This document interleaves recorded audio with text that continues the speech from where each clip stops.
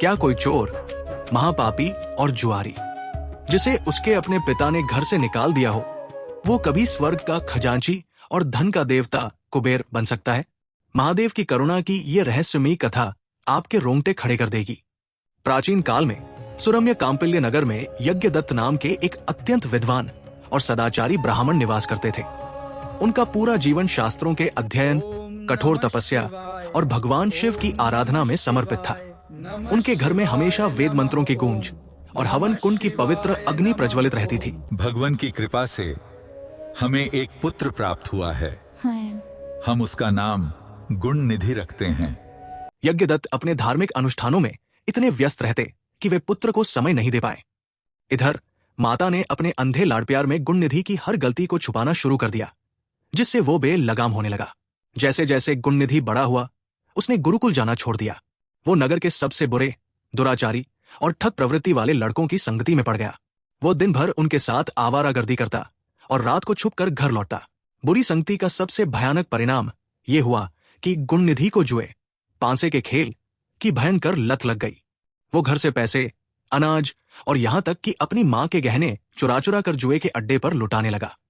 उसकी आंखें लाल और चेहरा लालच से भर गया था। एक दिन जब वो जुए में सब कुछ हार गया और उस पर भारी कर्ज हो गया, तो उसने एक महापाप किया। उसने अपने पिता की सबसे पवित्र, सिद्ध और पैतृक सोने की अंगूठी, जिसमें एक बड़ा लाल रत्न जड़ा था, चुरा ली। वो उस पवित्र अंगूठी को भी जुए की वेदी पर हार गया। अगले दिन पिता यज्ञदत्त किसी कार्य से नगर के बाजार गए थे। अचानक उनकी नजर एक कुख्यात जुआरी के हाथ पर पड़ी, जिसने वही पैतृक अंगूठी पहन रखी थी।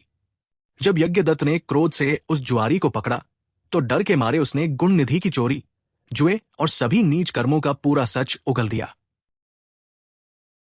तुम्हारे अंधे मोह ने एक पापी को जन्म दिया है। उसी क्षण उन्होंने गुण निधि को श्राप देते हुए अपनी संपत्ति और घर से हमेशा के लिए निष्कासित कर दिया।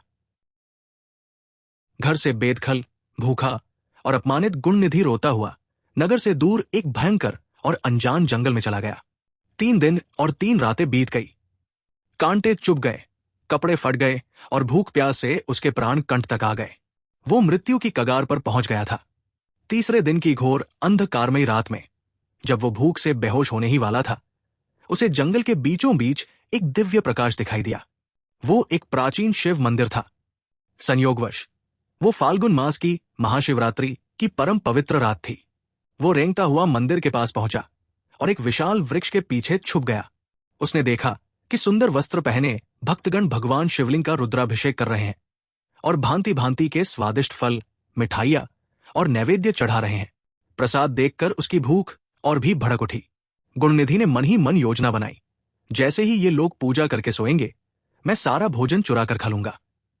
इस लालच और प्रतीक्षा में वो पूरी रात बिना पलक झपकाए जागता रहा और इस तरह एक पापी के द्वारा अनजाने में ही शिवरात्रि का पावन जागरण संपन्न हो गया। चूंकि वो पिछले 3 दिनों से जंगल में भटक रहा था, अन्न या जल का एक दाना भी उसके मुंह में नहीं गया था। इस प्रकार भोजन चुराने की नीयत से ही सही, उसका शिवरात्रि का सबसे कठोर निर्जला उपवास, महाव्रत भी अनजाने में ही पूरा हो गया। मध्यरात्रि के बाद जब भजन कीर्तन समाप्त हुआ, तो सारे भक्त गहरी नींद में सो गए। सन्नाटा छाने पर गुण निधि दबे पाव एक चोर की तरह मंदिर के पवित्र गर्भगृह में दाखिल हुआ। शिवलिंग के पास रखा घी का एक बड़ा दीपक अब बुझने की कगार पर था। उसकी लौ फड़फड़ा रही थी और गर्भगृह में गहरा अंधेरा छाने लगा था। अंधेरे के कारण गुण निधि को प्रसाद ठीक से दिखाई नहीं दे रहा था। उसे प्रसाद देखना था, इसलिए रोशनी बढ़ाने के लिए उसने बिना सोचे समझे अपने पहने हुए फटे वस्त्र का एक टुकड़ा फाड़ा और उसे दिए की बत्ती के रूप में रख दिया। दिया अचानक पूरी चमक के साथ जल उठा।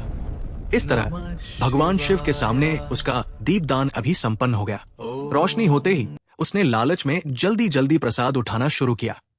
इसी हड़बड़ी में उसका पैर फर्श पर सो रहे एक भक्त के ऊपर जोर से पड़ गया। भक्त दर्द से चिल्लाया और जाग गया। उसने गुण निधि को प्रसाद चुराते देख लिया और जोर से चीखने लगा, चोर, चोर, पकड़ो इसे। शोर सुनकर सारे भक्त जाग गए। मंदिर की पवित्रता भंग करने वाले उस चोर को देखकर वे क्रोध से पागल हो गए और उन्होंने उसे वही पीट पीट कर मार डाला। प्राण निकलते ही उसके जीवन भर के पापों के कारण भयंकर और डरावने यमदूत उसे नरक की आग में झोंकने के लिए वहां पहुंच गए। लेकिन महादेव के दरबार में न्याय अलग होता है। अचानक मंदिर में एक अंधा कर देने वाला दिव्य प्रकाश फैला। भगवान शिव के अत्यंत तेजस्वी त्रिशूलधारी शिवगण वहां प्रकट हुए। उन्होंने यमदूतों को ललकारते हुए रोक दिया। शिवदूतों ने गर्जना करते हुए कहा, यमदूतों, पीछे हटो। इस जीव ने अनजाने में ही सही शिवरात्रि का व्रत, जागरण और दीपदान किया है। महादेव की कृपा से इसके जन्म जन्मांतर के सारे पाप भस्म हो चुके हैं। वे उस शुद्ध हो चुकी आत्मा को एक दिव्य सोने के विमान में बिठाकर ससम्मान कैलाश ले गए। शिव की कृपा से वो आत्मा कुछ समय शिवलोक में रहने के बाद कलिंग देश के राजा के रूप में जन्मी।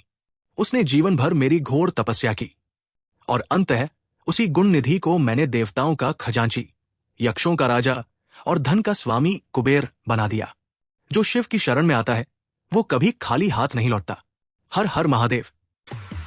दोस्तों, कहानी अच्छी लगी हो तो वीडियो को लाइक करें और चैनल को सब्सक्राइब करना न भूलें। भगवान कुबेर के जन्म की पूरी कथा देखने के लिए कमेंट्स में पार्ट 2 लिखकर हमें बताएं।